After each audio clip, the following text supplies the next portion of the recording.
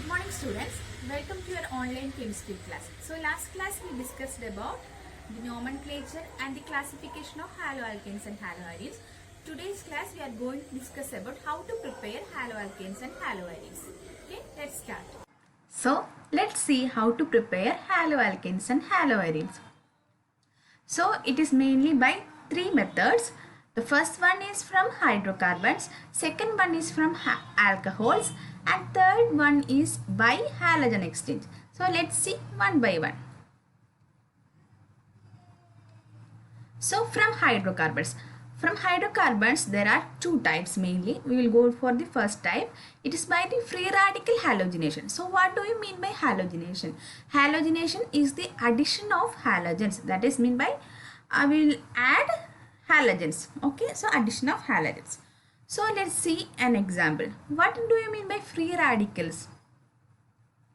Here you can see with alkanes, the reacting agent is chlorine, chloride ion, no chloride molecule, and in the presence of light, UV light you can see here. So in the presence of light, so what will happen in this? We will see the mechanism. Here you can see that the first step, this chlorine molecule in the presence of light will convert it to chlorine free radicals. You can see here chlorine will, this bond will cleave, this bond will cut or break, and it may form two free radicals, two chlorine free radicals. This is the first step, so it is known as initiation step. So then second, what will happen? It will attack the CH4 molecule, that alkane. This free radical is highly reactive. This free radical which contain only one electron, so they are highly active. So it will attack this CH4 molecule. So this bond, the CH3H bond will break. So there also the formation of CH3 free radical. Here you can see CH3 free radical and H free radical, and this H free radical and one chlorine free radical to form hydrogen chloride, that's hydrochloric acid, etc. So the next step, again one more chlorine free radical is there. It will come and attack this CH3 free radical. Again this step will continue and we'll get a mixture of haloalkanes. Here you can see maybe we'll get CH3Cl, maybe CH2Cl2, maybe CHCl3, maybe CCl4. We'll get different types of haloalkanes. So it is the first type, and we'll go to the next step. Next type. It is by the electrophilic addition of HX to alkene.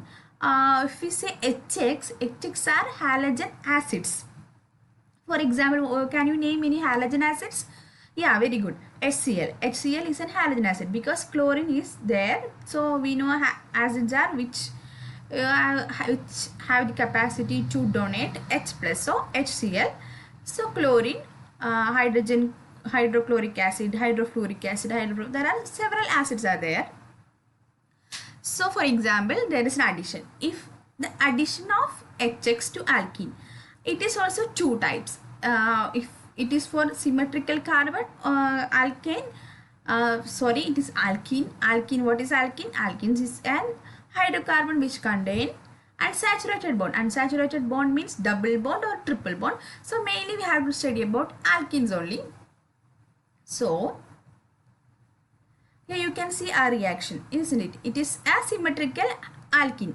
How can we understand it is a symmetrical? Because here you can see the double bond in before the double bond and in front of the double bond, and after this double bond it's equal, isn't it? Here two carbons are here two carbons are here. So it is symmetrical compound. So symmetrical addition, it is quite easy. We can do this. We know this HCl. It's HCl. In HCl, H contain plus charge and Cl contain negative charge. We already discussed all those things because it is polar. It is polar compound because it is in covalent bond. In covalent bond, this chlorine halogen group is highly electronegative in nature. So they have the ability to attract electron pair. So what will happen? A partial positive charge and partial negative charge will be here. So this having the positive charge, is having the negative charge. So what will happen? The first step, the bond, this double bond will break and will get one hydrogen will attach it to one end and chlorine will attach it to the other end. You can hear hydrogen attached to the second carbon and chlorine attached to the third carbon. Here also it will happen, it may occur, isn't it? But they are saying, but it is wrong. Why it is wrong? Because in the case of unsymmetrical carbon or unsymmetrical alkenes, it is by under the Markovnikov's rule. So I hope all of you know what is Markovnikov's rule. So what do you mean by Markovnikov's rule? They are saying this compound is correct. 2-chloropropane is the product. It is not the product. It will be the major product. Why? So let's see. It is by the Markovnikov rule. So according to Markovnikov rule states that the substituent, let's check chlorine, bromine, iodine, fluorine, they are the substituents. They will attach the less substituted carbon atom. The hydrogen will attach the more substituted what carbon atom. So it is by, for remembrance, I can give you a tip. Richer will be richer. Which carbon atom having larger number of substituents, so it will be hydrogen. So the hydrogen again will add to the that carbon atom which having hydrogen. So richer will be get more richer always. So it is a tip, and here you can see the mechanism of Markovnikov's rule. So this compound is CH3 CH double bond CH2. Here the first step is, I already said, it will be having what polarity. So this bond will shifted here. So here is minus charge will be here.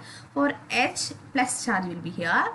You can see, and what will happen? This H will attack here. This H will attack here, and this bond, this CH2 bond will break, and H will attach here. Here the first step you can see the added to first degree carbon atom. So here it became CH3. So this bond break. So all electrons are transferred here. So here minus charge occurred. So this H plus and this minus, because opposite charge always attract, isn't it? So what happens? It formed CH3, and here a positive charge occurred. So we know that Br is contain negative charge. So because of that, this Br will attach this carbocation. It is cation. So it is attached the carbocation. We got the compound. So we got the compound, isn't it? So this rule is known as Markovnikov rule. For here you can see this carbon having only one hydrogen. This carbon having two hydrogens. So hydrogen attached the more substituted carbon atom, bromine attached the less substituted carbon atom. So, but sometimes if there is peroxides, if we are using the reagents peroxides in the addition of HBr, hydrogen bromide, it may be hydrogen bromide, hydrogen chloride oxide. In the case of hydrogen bromide, if we are using peroxides, the opposite of the reaction occur. For example, we can see that there first what will occur, the anti-Markovnikov's rule. It is known as Karakshevet anti-Markovnikov's rule, etc. In that, what will happen? The bromine will attach more substituted carbon atom, and hydrogen will attach the less substituted carbon atom. So we'll go to the second type from alcohols. Alcohols we can make haloalkanes by several methods. There are several methods using halogen acids, as we said earlier, halogen acids. What are they? HCl, HBr, HF, etc. By using halogen acids or using PCl5, PCl3, that phosphorus halides, and using this last one is the using thionyl chloride. The most good method is using thionyl chloride, because it will give a more stable compounds, because these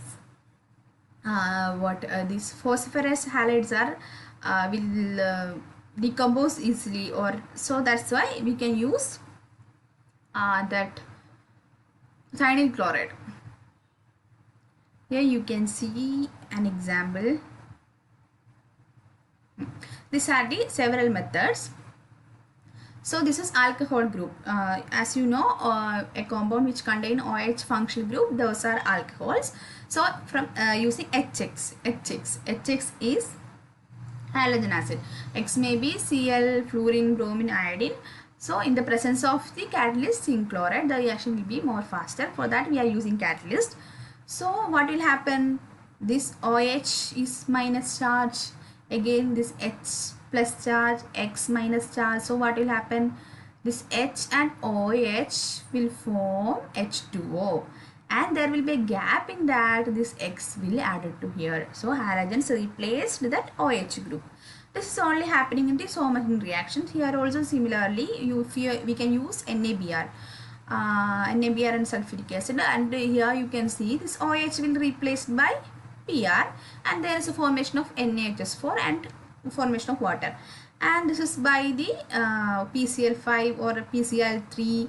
Here also you can see the same method. This alcohol will be replaced by halogens, and here what are the reagents we are using? Such type of products will form, and this will be our major product. This haloalkanes will be our major product. Here you can see that there are some examples. So they are telling that we said we have to use zinc chloride as a catalyst, isn't it? So if we are doing the reaction with the tertiary alcohols, we need not to use thionyl chloride. We have to simply, if we can take this alkane and the tertiary alkane, and if we add directly that halogen acid, so for example HCl, HF, we are using directly also, we'll get compound, we get haloalkanes easily. But in the case of the primary and secondary, we have to use zinc chloride. Why? They are telling like that this tertiary alcohols will give reaction more, and they are highly reactive. The reaction will be easier. They are highly reactive because it contains 3 methyl group. Tertiary means 3 methyl group, isn't it? So 3 methyl group. So because of these 3 CH3s are highly bulky group, so due to the inductive effect, there will be more negative charge on this OH, so it will be easily removed.